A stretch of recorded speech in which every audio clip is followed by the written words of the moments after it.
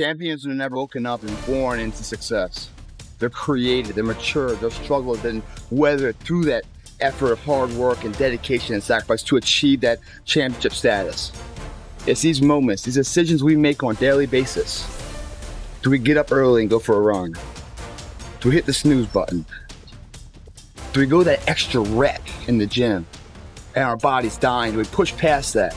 All these little things are the inches that add up to be the measure of difference between first place and forever forgotten second place. Huge margins. But if you look about your day and all these little moments of life, all these little opportunities are in your wheelhouse. You create them. And later in life, when you're crying because you came up short, stop being so selfish. Look back on your day, examine it, put it under a microscope, and have responsibility for your actions. Those inches you need to be number one then, which is now in the past, are around us every single day. It's not a bad break. It's not the ref making a bad call. It's that you get up that day and do those little tiny things, the little details, the little nuggets of life. That's what adds up to be the difference. And if you're gonna sit here and complain why you came up short, without taking responsibility and looking at yourself internally first on all the opportunities you decide to pass on for comfort, then you're a shallow person, guys. If you get out of high school, you don't know what to do, and then you start playing video games and you're on social media, a day can slip by like that. Yeah. A day becomes a week, becomes a month, becomes a year, and before you know it, you're 30. Yeah, right. And you That's haven't for done sure. shit.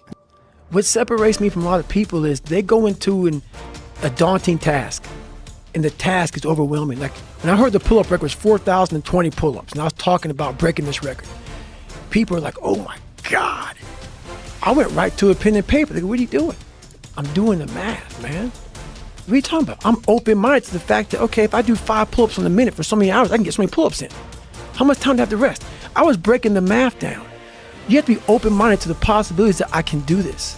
Once you shut your mind down to the possibility that it can be achieved, there's no way it can happen. Millions of dollars was on my mind at that time. I was dead broke. There was no time to relax, go hang out, party. No, I was broke. I needed millions. I saw, even when I had negative money in my account, which was very often, I saw millions in my future. I wanted safety, comfort, security, ease, no more stress. Tired of watching people stress. Tired of watching people scrape and pawn shit just to pay this, and you know what I mean? I was tired of that shit, tired of being that myself. So that was my theme, you know what I mean? At that time, no time to chill, I'm trying to get meal. You have to find your best self, and to do that, you can't stay in a comfortable world. You gotta find a spot that's not so comfortable. You're racing against no one but yourself. And when you continuously think that when you compare yourself to other people, you are losing the race. It's like this race is you against you, man. So don't get caught up in all this bullshit out here of the social media, and this is where I'm at, and this is what I'm doing, and this is how great I am. Leave all that shit behind, man. Worry about yourself, worry about what you're doing, and worry about where you're going, and only where you're going. Have you ever seen the Facebook post that Kobe put after he ruptured his Achilles? Mm-hmm. This is such BS. All the training and sacrifice just flew out of the window with one step that I've done millions of times. The frustration is unbearable. The anger is rage. Why the hell did this happen? Makes no damn sense. Now I'm supposed to come back from this and be the same player or better at 35? How in the world am I supposed to do that? I have no clue. Do I have the consistent will to overcome this thing? Maybe I should break out of this rocking chair and reminisce on the career that was. Maybe this is how my book ends. Maybe Father Time has defeated me. Then again, maybe not. It's 3:30 a.m. My foot feels like a dead weight. My head is spinning from the pain meds and I'm wide awake. Forgive my venting, but what's the purpose of social media if I won't bring this to you? No real image. Feels good to vent, let it out, to feel as if this was the worst thing ever. Because after all the venting, the real perspective sets in. There are far greater issues and challenges in the world than a torn Achilles. Stop feeling sorry for yourself, find the silver lining and get to work with the same belief, same drive and same conviction as ever. One day, the beginning of a new career journey will commence. Today is not that day. If you see me in a fight with a bear, pray for the bear. I've always loved that quote. That's Mamba mentality. We don't quit, we don't cower, we don't run, we endure and conquer. I know it's a long post, but I'm Facebook venting, lol. Maybe now I can actually get some sleep and be excited for surgery tomorrow. First step of a new challenge. Thank you for all your prayers and support. Much love always. Mamba out. What would you do if you weren't afraid? And I love thinking about that when I'm thinking about big life decisions. Like, what would I do if I weren't afraid? And it's usually like the big one, the bigger thing that I really want to do, but I'm afraid to do it. It's like, that's what I should do. Well, you should be afraid of taking risks and pursuing something meaningful. But you should be more afraid of staying where you are if it's making you miserable. It's like the first thing you want to do is dispense with the idea that you get to have any permanent security outside of your ability to contend and adapt. It's the same issue with children. It's like you're paying a price by sitting there being miserable. And you might say, well, the devil I know is better than the one I don't. It's like, don't be so sure of that. The clock is ticking. Yeah, and if you're miserable in your job now and you change nothing, in 5 years, you'll be much more miserable and you'll be a lot older. If you play it safe, you're gonna exist.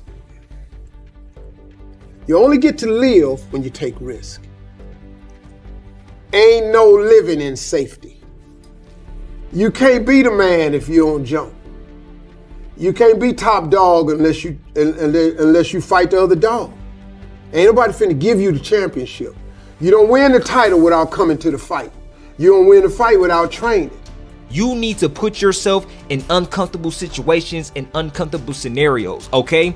If you do easy things, you will have a hard life. If you do hard things, you will have an easy life. Let me say it again. If you do easy things, you will have a hard life. If you do hard things, you will have an easy life. As a man, you have to understand that we as men, we do better in environments where we are uncomfortable, okay? You put pressure on a rock, it turns into a diamond. Comfort zone is dangerous.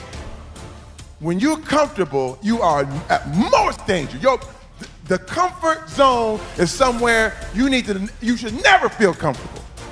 You should be happy and dissatisfied.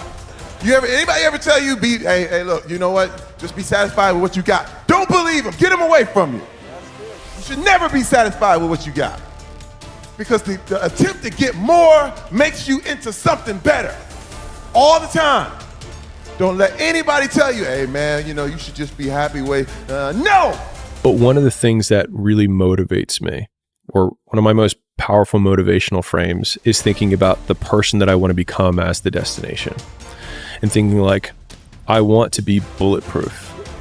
I want to be bulletproof in these ways. I want to be bulletproof in my marriage. I want to be bulletproof in my business, etc. And I think about that man, whoever I want him to be. Like we said, hell is when you look at who you could have been and realize that you're not that person. And then I think, if I were to make that man, what would I put that man through to make him who he is? Like, it wouldn't be easy times. It wouldn't be quick wins. It wouldn't even be easy wins. It would be the toil and the struggle of achieving and reaching for things that are right out of grasp, that are right above my threshold, and continuing to do that to like lift the weight, to build the muscle, to break it down and do it over and over again, because like that's what creates the character traits that are the man that I want to be. And so when I'm going through those like really harder times, I like to think of like looking in my mental mirror of like, I'm making you. I'm not there yet, but I'm making you.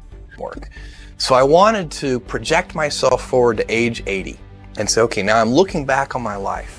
I want to have minimized the number of regrets I have. And I knew that when I was 80, I was not going to regret having tried this. I was not going to regret having trying to participate in this thing called the internet that I thought was going to be a really big deal. I knew that if I failed, I wouldn't regret that. But I knew the one thing I might regret is not ever having tried. And I knew that that would haunt me every day. And so when I thought about it that way, it was an incredibly easy decision. You get older, you think about things. My estimate historically, 80% of the time it ends up in a can like Johnny Sack. Or on the embalming table of Cozzarelli's. No risk, no reward. Some people see the thing that they want, and some people see the thing that prevents them from getting the thing that they want. This next 5-year window is when you don't go practical and safe. This is not the time to get the job mom wanted you to. This is the time to realize that you have a 5-year window, and it's 3 for some, it's 8 for others, but this is a 5-year window for you to attack the life that you want to win. Fear is a mile wide and an inch deep. And so it looks like this ocean that you're going to step into and drown. But as soon as you step into it, you realize it was not that deep at all, and you can keep walking through it. And I just love that visual, because a lot of times when it's like we have this anxiety around this big decision we have to make, if you actually take the step and realize that it's not death, you're not going to drown immediately. There's plenty of other steps you can take from there, even if you get a little wet. What do you want to be in life? And once you do that, now you can work with somebody to get better. You can work with yourself to get better. But until you know what you want to stand for, you will always just be sitting down. You'll never stand for anything. If you set up a 1 foot wide plank and laid it across the floor, you could walk across that thing 1,000 out of 1,000 times. But if you took that exact same plank and put it 1,000 feet in the air, 99% of people are gonna fall because you're too busy looking down. Most people aren't even gonna try and cross that beam when it's 1,000 feet in the air because you're too worried about what if it goes wrong. It's not that difficult. Why are you so focused on what could go wrong when everything could go right? You must build belief. You must build confidence. You only got one life, guys. Again, if you work it right, you only need one. The heaviest things in life aren't iron and gold, but unmade decisions. The reason you are stressed is that you have decisions to make and you're not making them. We're all writing a book. What's your book look like? What does your book look like? Like your life is a book. You got a bunch of chapters in your book, but when they close that book, how good was the book? If your definition of success is win or lose, giving everything you've got and growing or learning along the way, then you're setting yourself up for success. I really think the biggest cheat code in life is just going after it and not being concerned of whether or not you fail at one specific task. Instead, understanding the big picture, what your long-term goal is, and knowing if you keep driving forward and never quit, in the end you will succeed.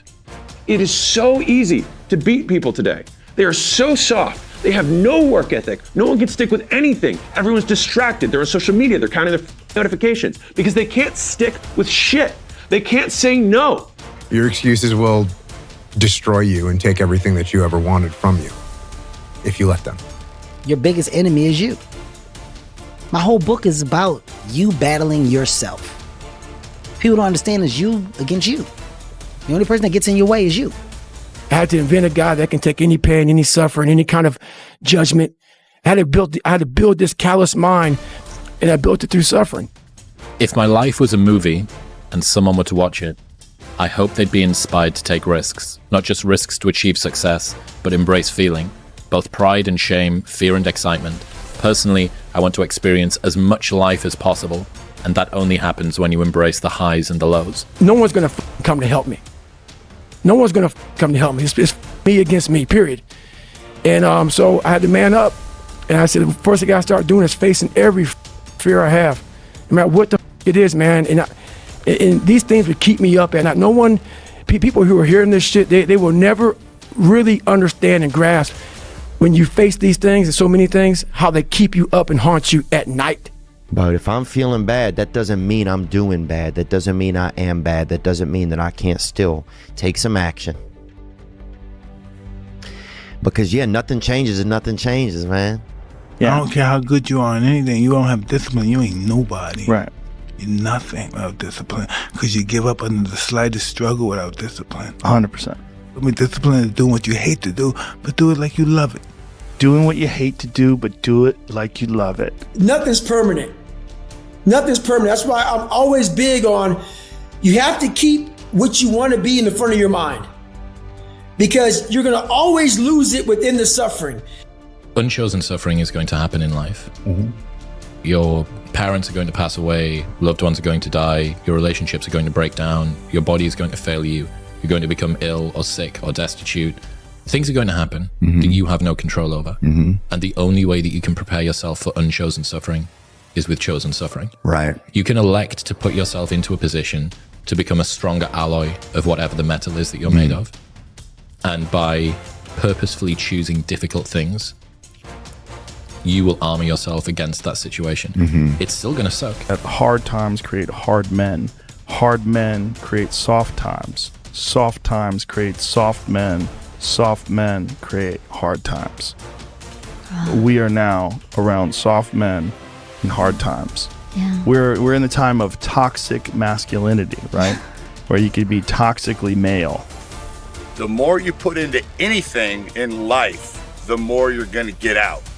Now, for whatever reason, people understand this.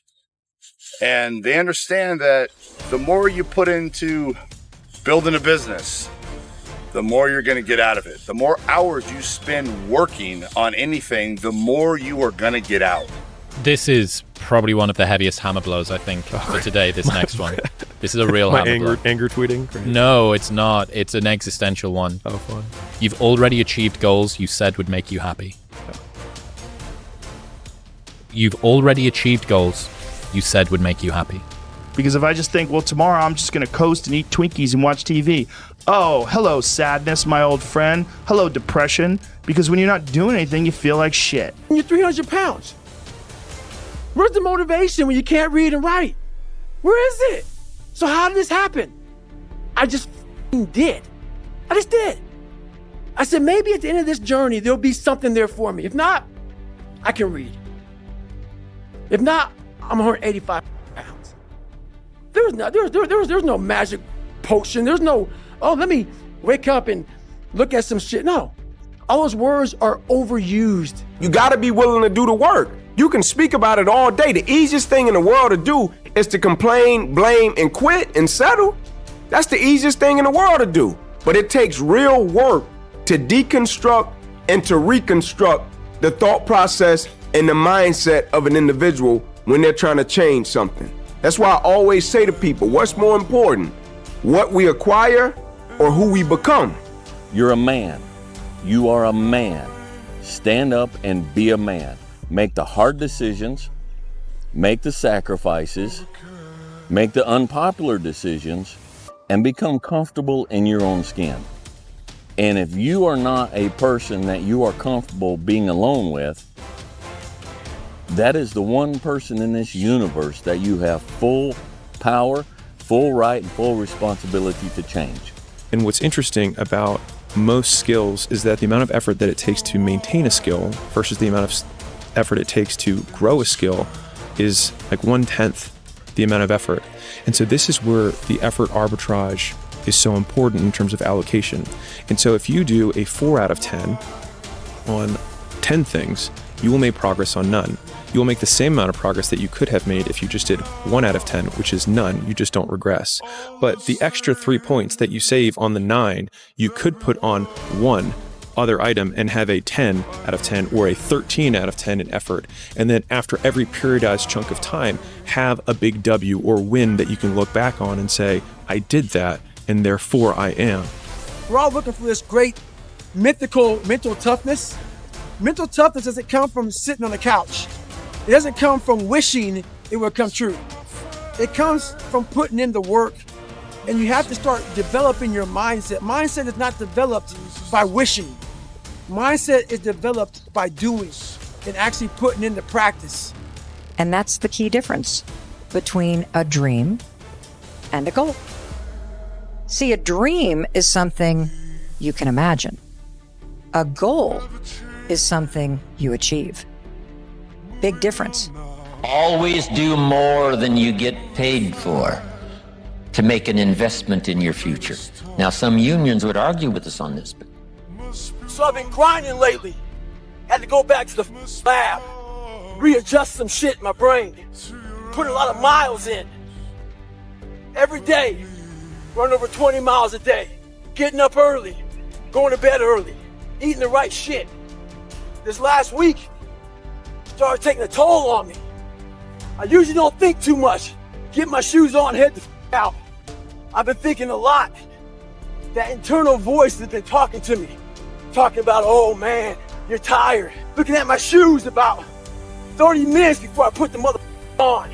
Pushing back the time of that I go out to go run. So I decided to tape record myself. That internal voice I put on tape sounds like a straight. So I listen to that mother. So if you ever have a hard time out there, tape yourself. Listen to what kind of bitch you're being. I really want to say to children out there and to people who are watching, Confucius said one time, he who says he can and he who says he can't are both usually right. It might be April where you are, and you're expecting nice weather and shit, but it's 20 degrees. So, you might be somewhere where it's too hot. So, you might have sore legs, sore back, sore shoulder. So, the struggle is real. It never gets any easier. You gotta get harder.